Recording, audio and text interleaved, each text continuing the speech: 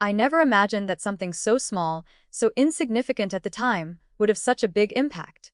Looking back, I wish I could have just stayed home that night, but instead, I found myself at a party, surrounded by laughter and the clinking of glasses.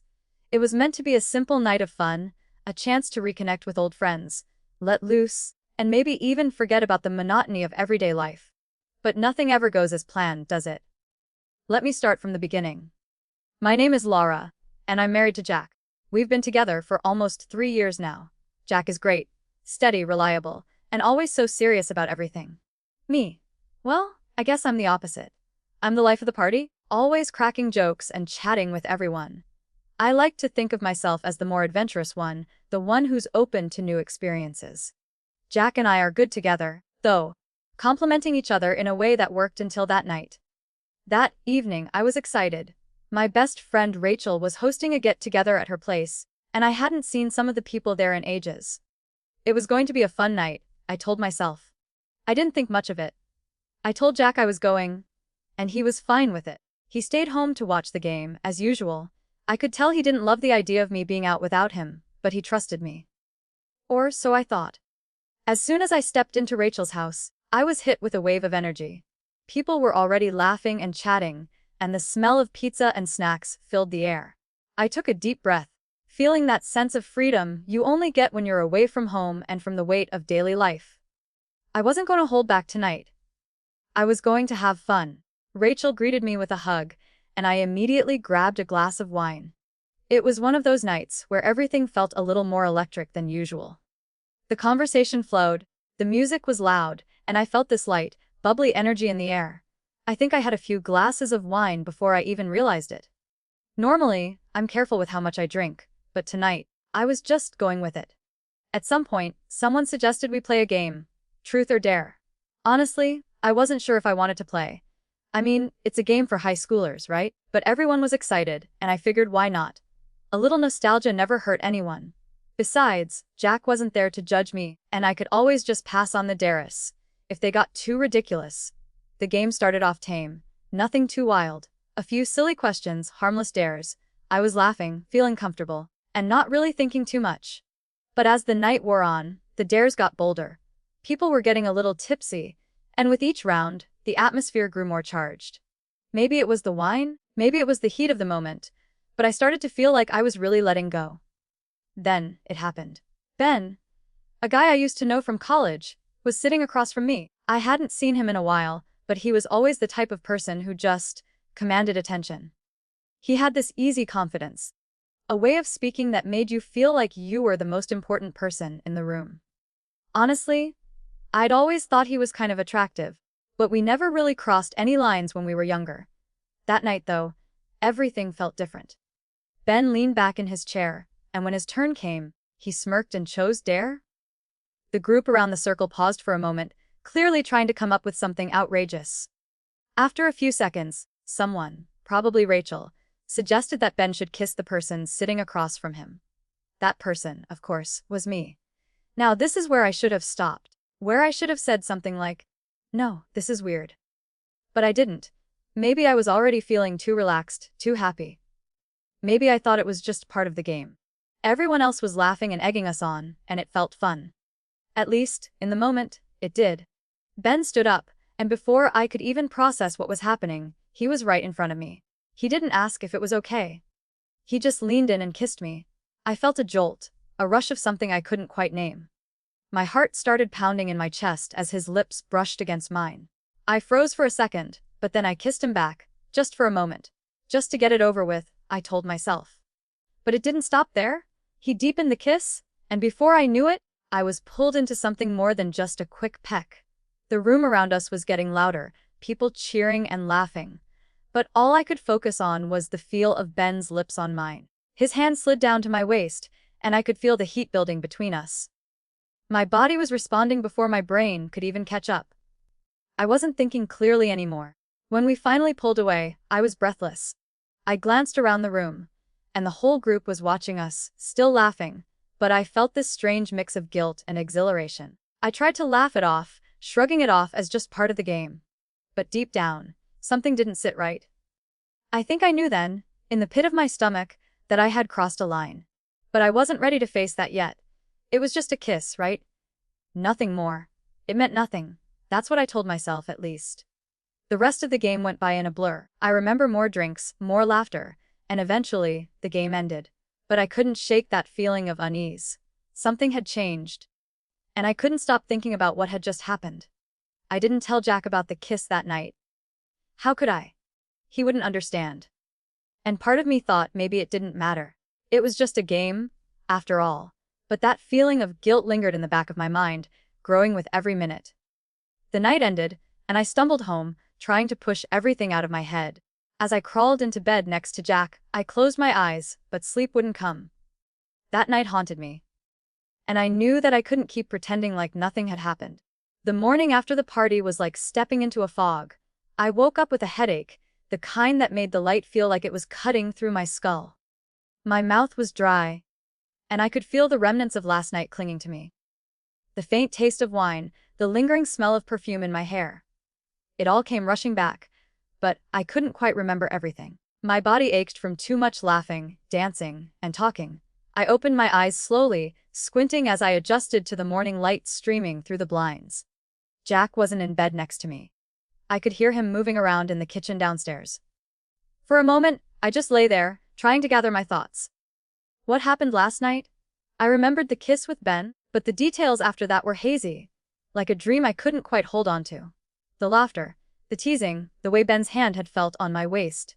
And then nothing. I sat up, the room spinning slightly. As I reached for my phone to check the time, I noticed a few missed messages. The first one was from Rachel, a simple, "Had fun last night. Hope you're not too hungover." I texted her back quickly. "Yeah, definitely feeling it, haha. Thanks for the party." I was still trying to shake off that knot in my stomach when Jack appeared at the doorway, holding a cup of coffee. He smiled, looking every bit the same, like nothing had changed. But I could see the faint concern in his eyes. He knew I wasn't a morning person, and yet, there was something else in the way he looked at me. Something more careful. "Morning?" he said softly, setting the coffee down on the nightstand beside me. He leaned in to kiss me on the cheek, and I forced a smile, hoping it wasn't as strained as I felt. "Morning," I replied, trying to act normal, but it was hard to focus. My mind kept drifting back to last night, to Ben, to that kiss. Jack sat down on the edge of the bed, his eyes studying me carefully. "So, how was the party? You didn't come home until pretty late." His tone was light, but there was an edge to it. I couldn't put my finger on it, but I knew he was trying to gauge my reaction. "It was fun," I said quickly, hoping I sounded casual. "Just a lot of drinking, you know? Nothing out of the ordinary." I laughed nervously, hoping he would buy it. Jack raised an eyebrow, still watching me. "You sure? You don't seem like yourself this morning." I hesitated. My heart skipped a beat. Was he already sensing something was off? My mind was racing, trying to think of a way to steer the conversation in a different direction, to keep things light. But the words wouldn't come. I couldn't tell him about the kiss. I couldn't bring myself to say it out loud. Not yet. "Yeah, I'm fine," I said, almost too quickly. I didn't want to seem like I was hiding anything. I wasn't, really. At least, not in a way that mattered. It was just a stupid game, right? But even as I said the words, I knew they were lies. I felt like I was lying to myself just as much as I was lying to him. Jack didn't seem entirely convinced. He looked at me for a long moment, like he was trying to read my mind. Then, finally, he gave a small shrug. "Okay, but if you need to talk about anything, I'm here. You know that, right?" I nodded, forcing a smile. "Thanks, I'll be fine. I just need some coffee." I could feel the tension hanging in the air, but Jack didn't push it. He kissed me on the forehead and stood up, heading back to the kitchen. I sat there for a few seconds, staring at my reflection in the mirror across from the bed. My hair was a mess, my eyes a little too red, and there was a dull ache in my chest that I couldn't shake. Last night wasn't just some harmless game. I kissed another guy. It wasn't something I could erase with a few cups of coffee and a smile. It wasn't something that would just go away. But I couldn't tell Jack the truth.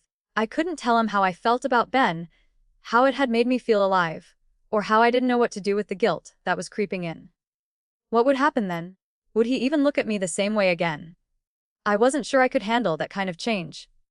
I took a deep breath and stood up, trying to shake off the heaviness. I needed to get through this day, pretend everything was normal. But inside, I felt 1,000 emotions fighting for control. Guilt, regret, confusion. But mostly, I felt scared. Scared of what I had done, and scared of what would happen if Jack ever found out. I joined Jack in the kitchen. But my mind was elsewhere. He was talking about something. Work, probably, but I couldn't focus. I kept replaying that moment in my head. The kiss. The way Ben had kissed me so confidently, like he knew exactly what he was doing. Jack handed me a cup of coffee, and I took it without saying anything. He didn't seem to notice my distant stare as I took a sip, but I felt like I was drowning in my own thoughts. You know, I'm glad you went out last night, Jack said, looking at me with a small smile. You've been working so hard lately. You deserve to have fun. I nodded, trying to smile back. Yeah, I needed it. I didn't need to tell him the truth. Not yet. But deep down, I knew that something had shifted between us. I could feel it in the air, in the way he looked at me. He didn't know yet, but I could tell he was starting to sense that something was different. And that was the scariest part. Because, as much as I tried to push it away, I knew that sooner or later, he would find out. And when he did, I had no idea how he would react. I just hoped it wouldn't be too late by then. The days after the party dragged on, and the guilt in my chest seemed to grow heavier with each passing minute. I couldn't stop thinking about Ben. I couldn't stop thinking about what had happened, and I couldn't stop imagining how Jack would react if he ever found out.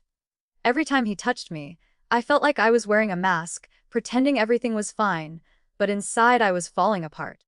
I couldn't look at him the same way. I couldn't even look at myself in the mirror without feeling like a stranger. Jack and I had always been open with each other. We didn't keep secrets. So why was I doing this? Why couldn't I just tell him the truth? I knew he deserved to know, but the thought of seeing his face when I told him, I couldn't bear it. I couldn't bear losing him. Not like this. But then, something happened. It was a Friday night, a week after the party. Jack and I were sitting on the couch, watching TV, trying to pretend like everything was normal. He had just opened a bottle of wine, and I was sipping it slowly, trying to relax, to forget. But the more I drank, the more my thoughts began to spiral. I had barely noticed when Jack grabbed his phone, flipping through messages. Then, without any warning, he turned to me, his face pale.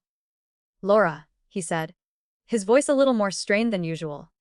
What's this? I looked up, my stomach instantly dropping as I saw the screen of his phone. It was a message from Ben. It was an old thread. Nothing recent, but there at the top was a message from a few days ago. Had fun with you at the party. Let me know if you ever want to do it again. Ben. I froze. My heart slammed against my chest, and for a moment, I couldn't breathe. I couldn't speak. It was as if the room had closed in around me, the air thick with the tension I had been trying to avoid for so long. Jack looked at me, waiting for an explanation. His expression was unreadable, but I could see the subtle hurt in his eyes, the confusion. I don't know what to say. I finally managed to whisper, my voice shaky. I wanted to explain, to make it sound like it wasn't as bad as it seemed, but there was no way to dress this up. There was no way to spin this into something that wasn't a betrayal. I felt it deep in my gut. The truth was already hanging between us, like a weight we couldn't escape. Jack set the phone down slowly, his face still unreadable. Laura, did something happen at that party? Tell me the truth. I looked at him. I knew I couldn't lie to him anymore, not when he was looking at me like this, with that hurt in his eyes. And yet, I still hesitated. I wanted to scream, to beg him to understand, to somehow justify myself. But I couldn't. There was no excuse for what I had done. And even though I had told myself I could blame it on the alcohol, on the game, on the situation, it didn't change the fact that I had kissed another man. It didn't change the fact that, in that moment, I had chosen to kiss him back. Yes. I finally said, barely above a whisper. Something happened. Jack's face softened, but only slightly. He didn't look angry. Not yet. But there was a sadness in his eyes that I couldn't ignore. What happened, Laura? What did you do? I swallowed hard, my mouth suddenly dry. I could feel my heart thudding painfully in my chest. I had never felt more exposed. More ashamed. We played a game. Truth or dare. I started, my voice trembling. And Ben dared me to kiss him. At first, I thought it would be harmless, just part of the game. But then, it wasn't just that. We kissed, and it wasn't just a quick kiss. It went on longer than it should have. And when I pulled away, I didn't stop him. I couldn't look at him as I spoke. The shame was too overwhelming, and I was afraid of what I would see on his face. I was afraid of seeing the heartbreak I knew was coming. Jack didn't say anything for a moment. He just stared at me, his mouth pressed into a thin line. I could feel the silence stretching between us, thick and heavy, and it was suffocating me. I wanted to reach out, to take it all back, but I knew I couldn't. Why? His voice was barely a whisper, but it felt like it echoed through the room. Why would you do that, Laura? I could feel my eyes fill with tears, and I quickly wiped them away, hating how vulnerable I felt. I don't know, I said, my voice breaking. I don't know. It was stupid. It was reckless, and I was drunk, and it was just a kiss. But it didn't feel like that in the moment. It felt like something else. Like I was finally getting attention. Like someone was paying attention to me in a way I hadn't felt in so long. Jack took a deep breath, his eyes hardening. So what, Laura? Was I not paying attention to you? Was I not enough? I flinched at the pain in his voice. No, Jack. That's not what I meant. You are enough. I love you, I swear I do. But sometimes, I feel invisible. You get so caught up in your work, and I just wanted to feel wanted. I know it's no excuse. But that's what happened. He stood up abruptly, pacing across the room. And now you've got this guy texting you, telling you he wants to do it again. Are you telling me you want to do it again? I shook my head quickly. No, I don't want to. I made a mistake. It was a stupid, impulsive thing. I regret it. But please don't think I want more of this. I don't want him, Jack. I want you. Jack paused, his back to me, his shoulders stiff. I could see the struggle on his face, and it broke my heart. He had every right to be angry, to feel betrayed. I had crossed a line, and now there was no way back. I don't know if I can forgive you for this, he said quietly, his voice laced with pain. And in that moment, I realized the truth. There was no easy way to fix this. There was no quick apology that would make it go away. I had done something unforgivable, and I wasn't sure if I could ever make it right. The days that followed were the hardest I've ever had to endure. Jack and I didn't speak much. The house felt like a cavern, each word we exchanged feeling like it was being swallowed by the walls around us. He would leave for work in the morning without saying goodbye. I would sit at the kitchen table, staring at my phone, willing him to message me, but he never did. I was living in a kind of limbo, an uncomfortable stillness that crushed the air out of me. It was clear that things had changed. The way Jack looked at me had shifted. I couldn't pretend that I hadn't broken something between us, that I hadn't shattered the trust we'd built over 3 years. And now, there was this painful distance that neither of us knew how to bridge. I kept replaying the conversation we'd had the night he found out. The hurt in his voice. The confusion. Are you telling me you want to do it again? He'd asked. And I'd shaken my head, because I didn't want him to think I did. I didn't want anything from Ben, and I never had. But the truth was harder to admit, even to myself. I had done it because I wanted to feel something. Anything.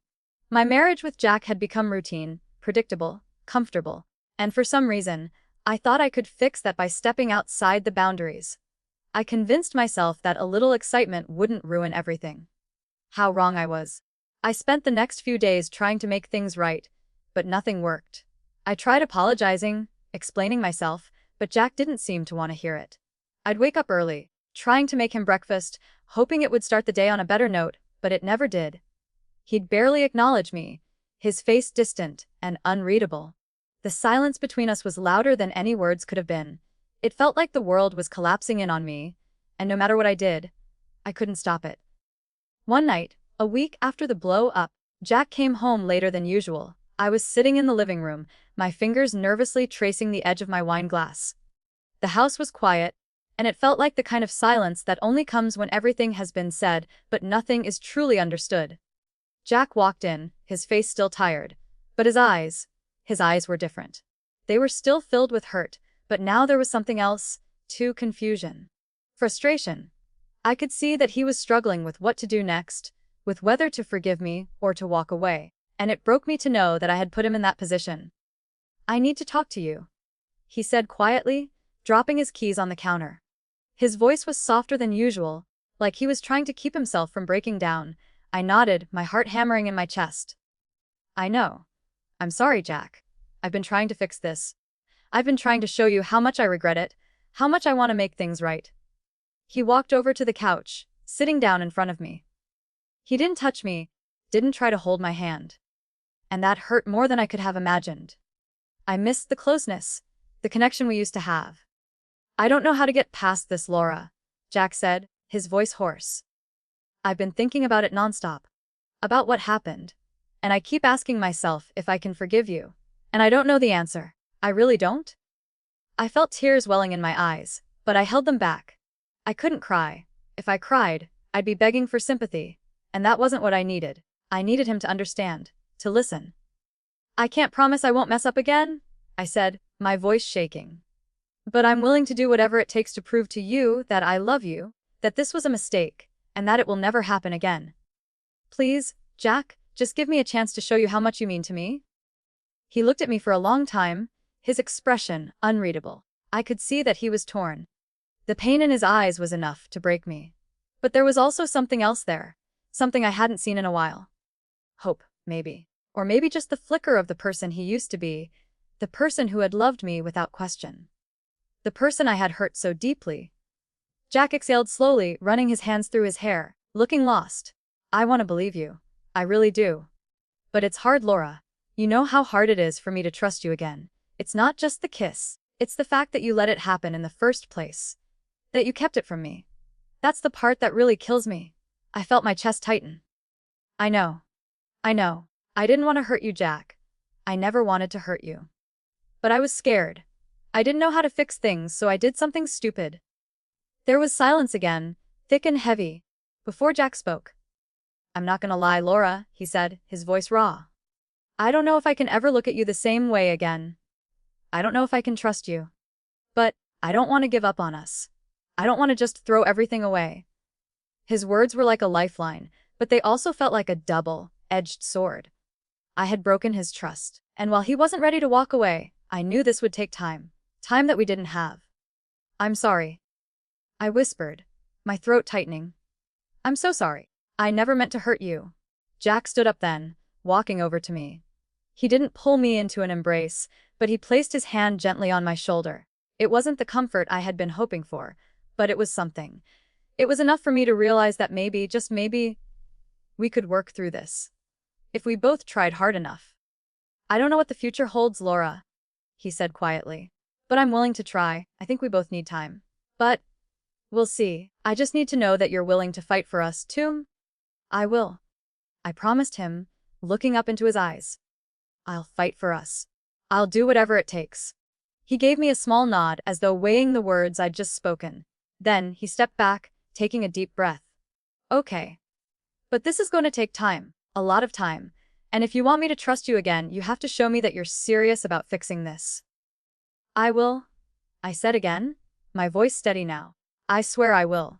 We didn't hug. We didn't kiss. But for the first time in days, there was a spark of hope, faint, fragile, but there. And I held on to it, because it was the only thing left that could pull us back from the edge.